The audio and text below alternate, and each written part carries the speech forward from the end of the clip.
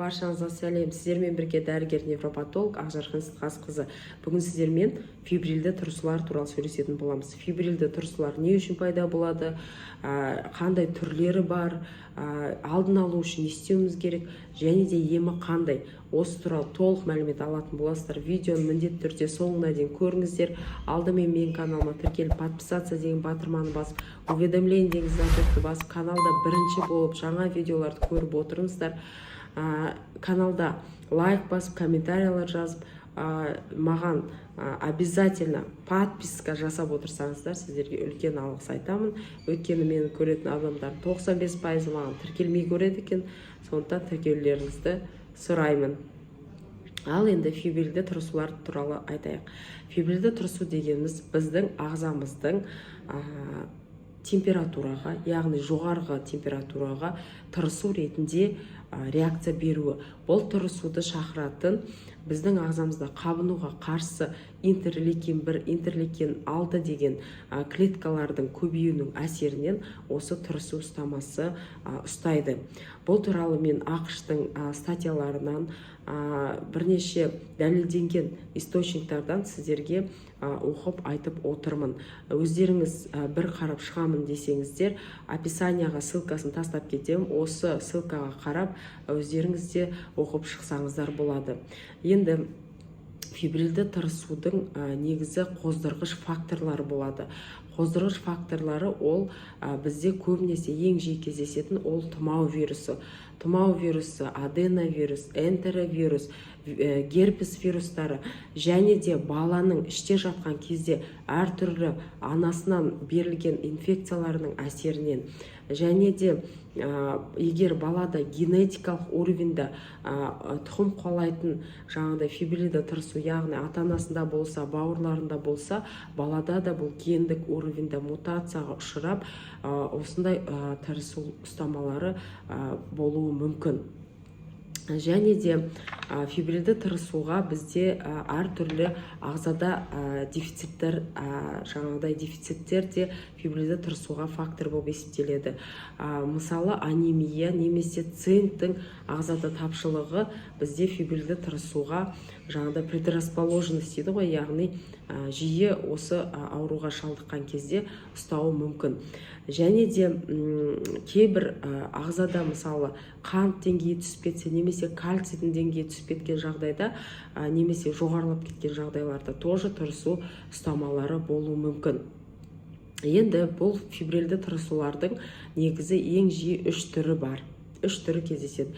Бірінші ол жай фибрилді тұрысулар. Жай фибрилді тұрысулар дегеніміз ол егер тұрысу ұстамасы 15 минутқа дейінгі аралықта болса, және де 24 сағаттың ішінде қайталанбайтын болса, бұл жай тұрысулар.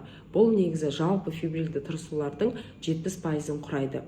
Ал егер тұрысу ұстамасы 15 минут пен 30 минуттың ортасында ұстайтын болса, және де бұл ұстамалар 24 сағаттың ішінде 2 рет және одан жоғары рет қайталанатын болса, бұл күрделі фибрилді тұрысу деп есептеледі. Және үшінші түрі ол бізде фибрилдік статус дейді. Яғни фибрилді тұрысу 30 минуттан жоғары уақыт ұстайтын болса, және де жаңағыдай есін жимай қайта-қайта жаңағыдай бірінің артынан бірі серийный приступы дейді ғой, бірінің артынан бірі статус ретінде тұрысу ұстамасы ұстайтын болса, бұл жаңағыдай фибрильный статус деп атайды.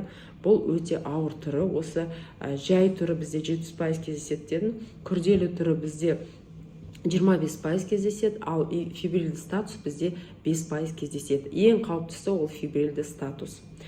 Енді егер сіздерде жай фибрилді тұрысу болатын болса, 70% жағдайда кездеседі дедік. Бұл тұрысулар емі жағынан ешқандай тұрысуға қарсы ұстамалар тағайындалмайды.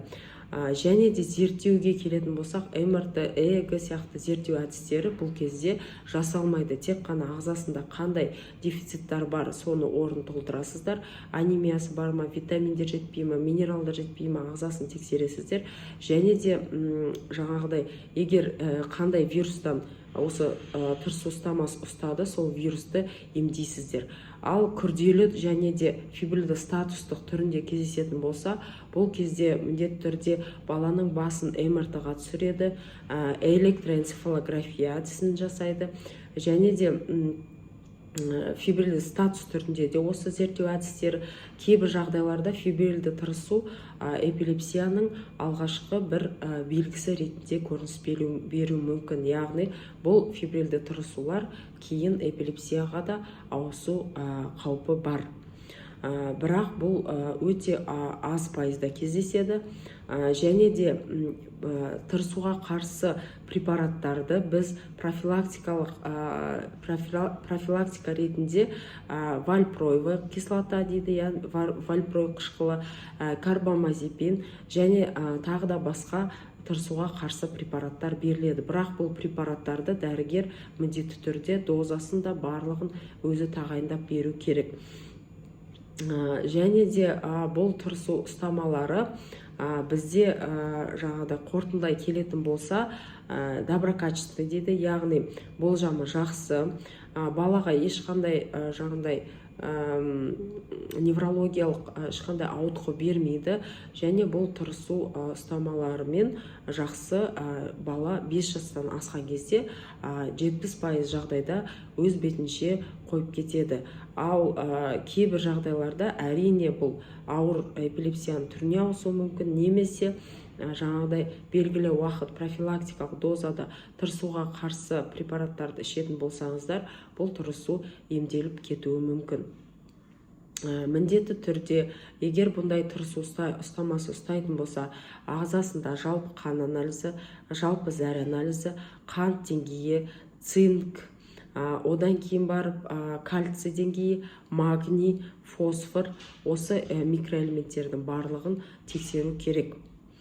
Егер ағзада осылардың біреуі тапшы болатын болса, міндетті түрде орнын толтыруыңыз керек.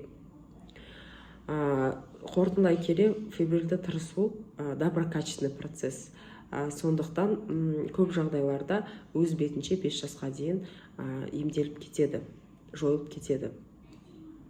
Осы мәлімет сіздерге пайдалы болған болса, міндетті түрде лайк басып комментарияларыңызды жазып кетіңіздер. Егер сіздің балаларыңызда фибрилді тырысу ұстаған болса, қалай емдедіңіздер, қандай зерттеу әдістерін жасадыңыздар, сол туралы жазып кетсеңіздер, және де өздеріңіз жақындарыңызбен, таныстарыңызбен бөлісіп отырсаңыздар, сіздерге үлкен алғыс айтатын боламыз. Сіздермен бірге болған дәрігер невропатолог Ақжарқын Сейтқазықызы. Қош сау болыңыздар, ауырмаңыздар.